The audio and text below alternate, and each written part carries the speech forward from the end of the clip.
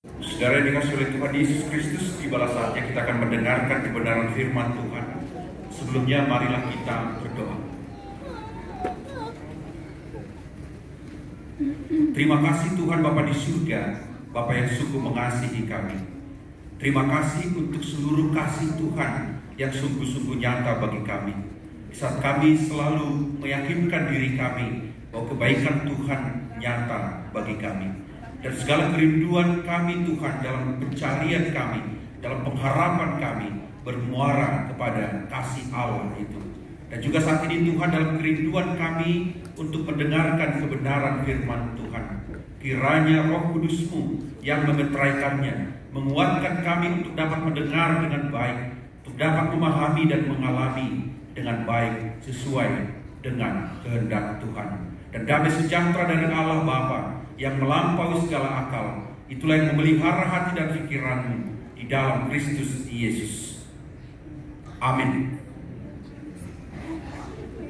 Mari kita berikan hati kita untuk mendengarkan firman Tuhan dari Injil Tuhan Yesus Kristus oleh Lukas di Lukas 2 ayat 14. Demikian firman Tuhan.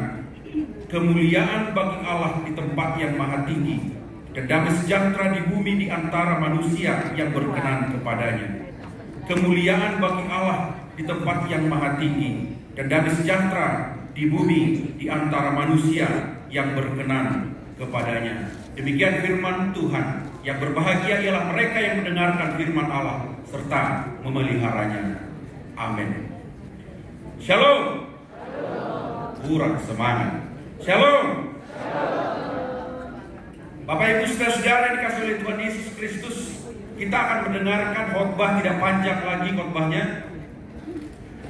Ya, saya terbantu oleh yang terkasih Romo Antonius hari ini untuk meringankan khotbah saya. Jadi tenang saja, Anda tidak akan terbebani hari ini. Tenang saja. Ya, buat yang mau tidur silahkan. Di rumah kita pun asik tidur, apalagi di rumah Tuhan. Amin. Silahkanlah tidur. Karena firman Tuhan pun tidak terlalu concern dengan orang yang tidur dengan firman Tuhan, gitu. Iya, tidak ada orang yang masuk neraka kalau tertidur dengan khotbah. Amin. Iya. Di Kisah Para Rasul mungkin ada peristiwa, tapi satu itu ada namanya Eutikus. Ketika mendengarkan Paulus mengajar berkhotbah, dia duduk dekat jendela malam-malam. Ya, mungkin karena Paulus mengajarnya seperti saya, berkhotbahnya bikin ngantuk mungkin. Akhirnya Eutikus ngantuk, tertidur, jatuh, mati. Hanya itu peristiwanya. Jadi jika kita ada 5.000 orang hari ini, potensi kita untuk mati adalah 1 banding 5. Berita baiknya, Paulus turun. Dia doakan, Eutikus bangunlah. Akhirnya Eutikus hidup kembali. Amin. Masalahnya, saya bukan Paulus. Resiko tanggung sendiri. Saudara-saudara yang dikasihi oleh Tuhan Yesus Kristus, firman Tuhan hari ini sungguh-sungguh menguatkan kita bahwa ternyata salah satu cara untuk meraih hidup yang berkemenangan di dunia ini adalah kemampuan untuk menentukan orientasi hidupnya. Saya BTL, Anda tidak tahu BTL, yang lain masih tahu. Oh tahu ya? Ketahuan orang Batak banyak di sini, Romo. Semoga makannya hari ini Saksang dan kawan-kawan. Amin. Hidup Lapo. Beginilah kondisinya kalau orang Batak menguasai dunia. Rumah Tuhan pun dikudeta. Kemampuan menentukan titik orientasi hidup ini menjadi kuncinya. Saya BTL Batak tembak langsung merantau dari kampung ke Jakarta, kan begitu. Tidak punya teman, tidak punya saudara. Tapi ada orang menasihati saya begini, Frankie, kalau kamu ke Jakarta, tempat yang pertama harus kamu hafal adalah Monas. Saya berpikir begini, lah Monas, saya bukan mau merantau. makan, ya kan begitu. Oh enggak begitu. Kamu kan tidak tahu tempat-tempat di Jakarta. Kamu tidak tahu alamat di Jakarta. Dulu kan tidak ada GPS, tidak ada Google Map, tidak ada Google Satellite, tidak ada yang seterusnya. Paling ada telepon umum, kan begitu. Tempat yang harus kau paham adalah Monas. Kenapa? Suatu saat kau nyasar di Jakarta, pergi kau ke Monas, teleponlah orang, katakan, aku nyasar di Jakarta. Di mana kau berada? Di Monas. Kamu pasti gampang ditemukan. Kenapa? Tidak ada orang Jakarta yang tidak tahu Monas. Itulah. Tidak ada orang Jakarta yang tidak tahu Monas. Jadi kalau kau katakan kau ada di Monas, hari itu kau pasti gampang ditemukan. Pertanyaan besar saya adalah, saudara-saudara, apa titik orientasi hidup saudara hari ini? Apakah dunia dengan segala isinya? Maka saudara-saudara, jika dunia dan segala isinya lah menjadi titik orientasi hidup saudara, maka saya pastikan segala cara dan makna hidup saudara akan mengarah ke sana.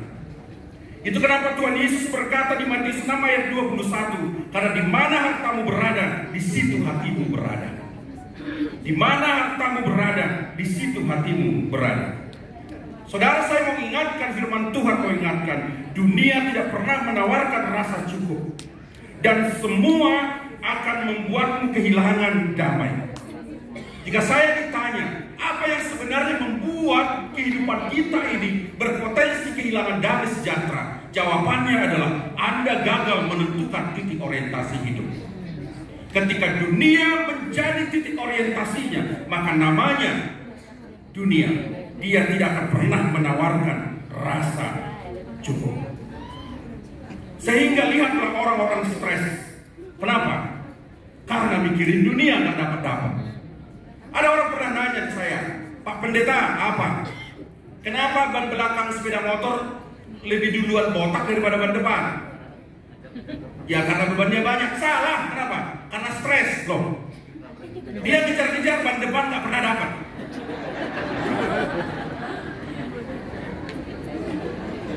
Begitulah orang yang ngejar-ngejar dunia, dia akan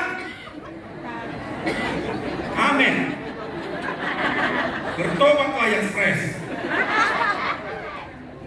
Kita harus bicara di situ bahwa ternyata ini yang membuat kita selalu berpikir kalau bisa seperti yang lain.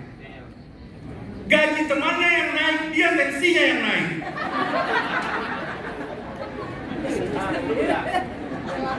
Ini sering terjadi dalam kehidupan kita. Kenapa? Karena orientasinya seperti itu. Saya punya teman, mohon maaf, saya punya abang tinggal di asrama polisi. Dia bilang begini, hindarilah melihat-lihat rumah tetanggamu. Kenapa? Pangkatnya sama, kulkasnya beda. Pak, gimana kau? Pangkatmu sama-sama berpintu, tapi kulkas dia 3 pintu. Kau pintunya pun bolong. Saudara-saudara, pertanyaan saya kembalikan ulang. Maka apa orientasi hidup sejati itu? Maka peristiwa Natal hari ini, peristiwa Natal mengarahkan kita pada satu titik orientasi yang bisa mengatasi dan melampaui segalanya itu. Apa itu? Kemuliaan bagi Allah. Kemuliaan bagi Allah. Ketika nyata kemuliaan Allah, maka damai sejahtera akan menjadi milik setiap orang yang berkenan kepada sang kemuliaan itu. Saudara, tadi Romo sudah sampaikan bagaimana proklamasi Natal perdana diberikan bukan kepada guru, bukan kepada gubernur, kepada raja, tetapi justru kepada orang-orang yang potensi pengharapannya itu kecil, karena mereka itu adalah orang-orang marginal, orang-orang yang tidak dianggap, yang bahkan tidurnya pun mesti di padang. Itulah gembala itu. Tetapi Natal perdana diproklamasikan dan ditetapkan oleh malaikat bala tentara surga justru kepada gembala-gembala itu. Kemuliaan bagi Allah. Bayangkan kita yang rentan ini menjadi arena utama Allah untuk menyatakan kemuliaannya. Begitulah sukacita itu mesti dibangun, saudara. Maka setiap kita yang rentan kehilangan damai itu, pandang dan tujukanlah pandangan hidup saudara kepada kemuliaan Allah di dalam Kristus. Dan atas perkenanan Allah, damai sejahtera itu akan menjadi milik kita. Saudara-saudara yang dikasih oleh Tuhan Yesus Kristus, kita dipermudah Allah untuk memandang kemuliaannya melalui Kristus yang lahir itu. Ketika Allah yang disebut orang sebagai sesuatu yang abstrak itu kemudian menjadi konkret ketika muncul, lahir, berinkarnasi di dalam bayi Kristus yang lahir itu. Maka saudara-saudara, semestinya setiap orang yang percaya Yesus akan selalu terpancar kemuliaan itu, dan damai sejahtera itu akan menjadi miliknya dan tinggal selalu di dalamnya. Inilah Salam Shalom. Orang yang memandang kemuliaan Allah, dia diperintah oleh Allah yang mulia itu. Maka saya tidak terlalu gampang bilang shalom. Kenapa? Karena shalom itu adalah kesediaan hati untuk diperintah damai sejahtera Allah yang mulia itu. Kan begitu? Itu kenapa suatu kali pendeta Frankie Napitupulu berkunjung ke rumah jemaat. Tiba-tiba ternyata ada suara gemuruh di situ, berantem mereka, bertengkar, bahasa Batak berbedai. Semua keluar di situ. Makanan khas Batak, B1, B2, B3 dan kawan-kawan keluar. Penghuni Ragunan keluar. Tiba-tiba pendeta Frankie Napitupulu katakan shalom. Serentak mereka berdua katakan shalom Pak Pendeta. Halo, ini shalom macam apa? Karena shalom sejati adalah membiarkan perkenanan Allah tinggal di dalam kehidupan. Maka ini menjadi sesuatu yang mesti kita pikirkan, saudara-saudara. Subtema kita bicara tentang etos dan integritas. Etos dan integritas hanya dimungkinkan dengan orientasi itu. Kalau kita lihat, Paulus juga berkata di Kolose 3 ayat 23, 1 Korintus 10 ayat 31 juga dia katakan itu, apapun yang kamu perbuatlah untuk Tuhan, bukan untuk manusia. Dan apapun yang kamu lakukan, lakukanlah semuanya itu untuk kemuliaan Allah. Itu menjadi orientasi hidup saudara. Maka ketika hari ini engkau kecewa, kau tidak akan berkata hidupku selesai. Kenapa? Karena segala kekecewaan itu tidak akan pernah mengalahkan orang-orang yang tinggal di dalam perkenanan Tuhan. Di kampung kami, saya nggak usah sebut kampungnya di mana, tidak ada GPS, tidak ada di map. Sudah ada. Saudara-saudara, di situ ada perjamuan kudus di gereja kecil di kampung kami. Setiap perjamuan kudus sepi, sampai pendeta udah ngancem, yang tidak perjamuan kudus masuk neraka.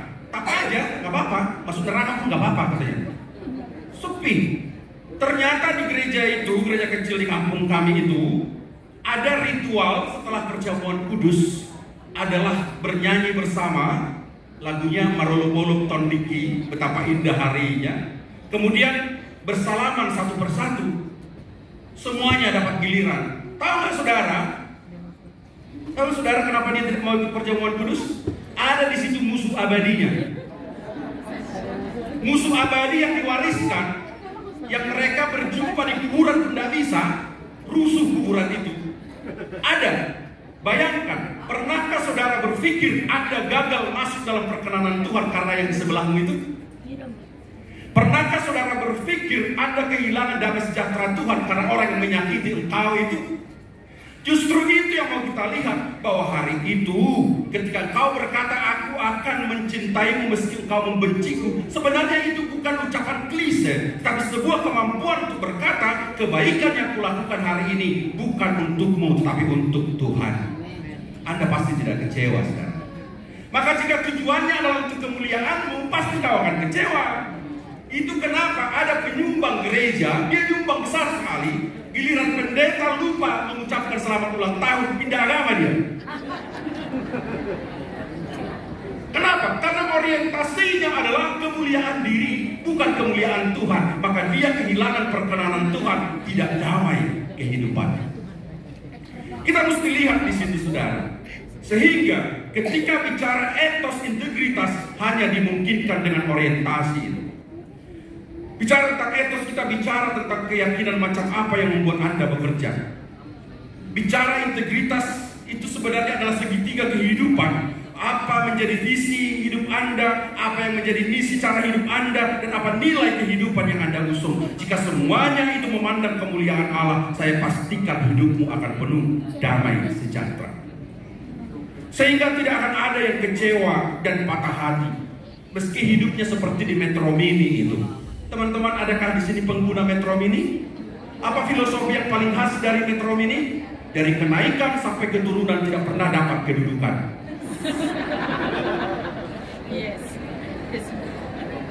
Berdiri terus. Dari mulai daftar sampai pensiun dia tetap jadi guru bantu.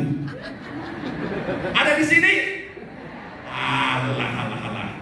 Apakah kita akan hancur kehidupan kita gara-gara itu? Ini menjadi persoalan. Hancur gak? Serius?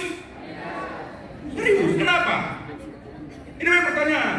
Kenapa? Karena orientasi hidup saya adalah untuk memuliakan Allah. Sehingga tidak akan ada sekali lagi yang kecewa, patah hati, meski hidup seperti yang tadi. Apa kuncinya? Semua untuk Tuhan, untuk kemuliaan-Mu, dan pasti kamu akan damai. Seperti maka hubungan suami istri pun seperti itu. Jika kamu memandang kemuliaan Tuhan melalui pasanganmu itu, damai sejahtera lah rumah tanggamu. Kan begitu. Giliran pemberkatan aja dulu. Pendeta, potonglah khotbahnya. Berapa? 5 menit aja, pendekin aja khotbahnya. Pestanya sudah menunggu, gitu kan? Kalau begitu. Tapi kita lihat ya, waktu pendeta bertanya kepada apakah engkau mau menanggung segala kelemahannya yang ada?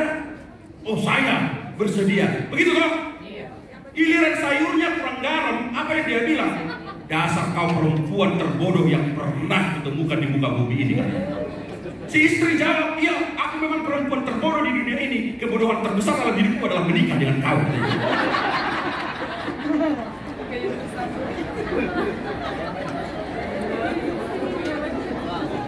Gara-gara sayur hilang damai sejahteramu. Gara-gara sisir hilang damai sejahteramu.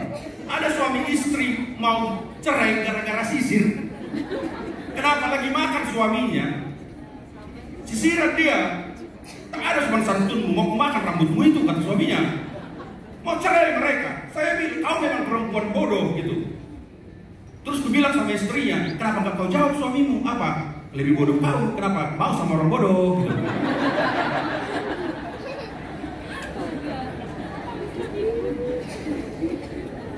Saudara-saudara yang dikasih oleh Tuhan Yesus Kristus, pernahkah kita berpikir bahwa melalui Dia yang mungkin wajahnya tidak seganteng orang lain itu, ada kemuliaan Allah? Pernahkah kita berpikir melalui rumah kita yang mungil itu ada kemuliaan Allah? Disitulah semestinya damai sejahtera itu nyata dalam hidup saudara. Ini yang menjadi hal yang mesti kita renungkan, utamanya para guru ini. Waktu saya masih murid dulu, gitu. Kalau saya bodoh, guru ambil rotan, cambuk saya, bodoh kau, gitu kan? Pulang ke rumah, nggak boleh kasih tahu bapak. Kenapa kau? Tadi dipukul guru pak, kenapa nggak bisa jawab matematika? Kenapa nggak dimatikan aja kau sekalian? Misal bapak punya anak terbodoh, jawab. Itu kata bapakku. Ya nggak sih? Sekarang, jangan coba-coba pukul anak orang. Bapaknya bawa golok. Terjadi pergeseran pola pendidikan itu. Apakah guru masih punya damai sejahteranya? Waduh, ini masalah sertifikasi kayaknya ini.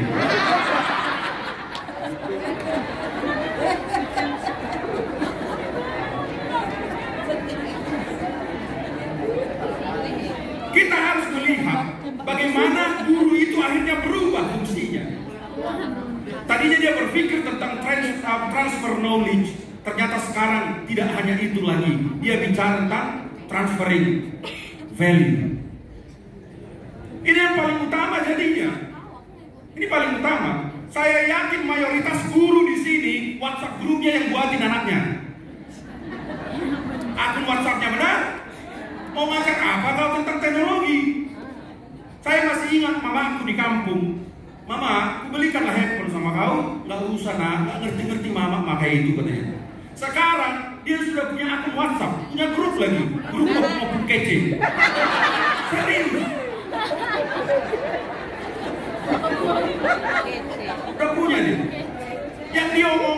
sama. Kau lihat dia Inang Sianu kemarin waktu hari Minggu, kenapa? Sampulnya itu loh kayak Candi Borobudur itu.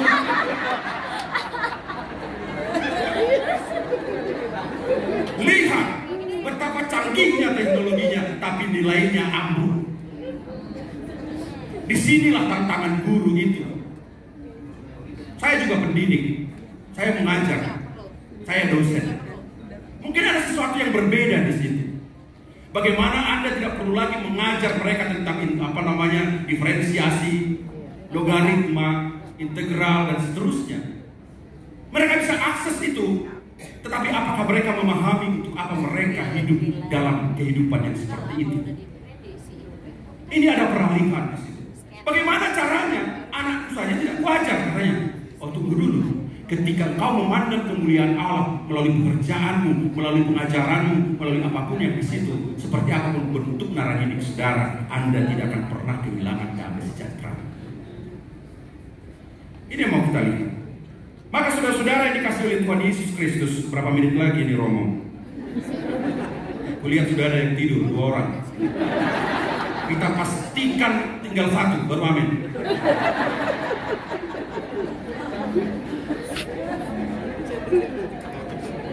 Saudara-saudara yang dikasih oleh Tuhan Yesus Kristus, mungkin kita berpikir bahwa kita mesti membangun intelektualitas manusia hari ini. Ternyata tidak seperti itu. Kenyataan membuktikan itu. Kenyataan membuktikan. Biasanya, kalau IPK-nya 4,0, toh dia jadi dosen, jadi guru, balik lagi. Ini ada anak IPK-nya 2,0, melamar PNS gak bisa. Syaratnya 2,75 3,0, ya toh? Melamar jadi pekerja nggak bisa, 2,7 3,0. Akhirnya melamarlah dia ke partai politik. Jadi caleg lah dia. Jadi bupati, jadi gubernur. Akhirnya dia lah yang menggaji Anda yang 4,0 IP-nya itu.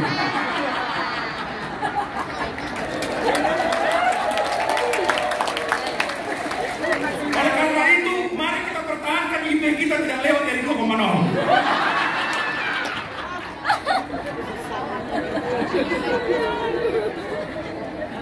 Apa yang membuat itu terjadi pergeseran sehingga orang sangat mudah untuk damai sejahteranya hilang?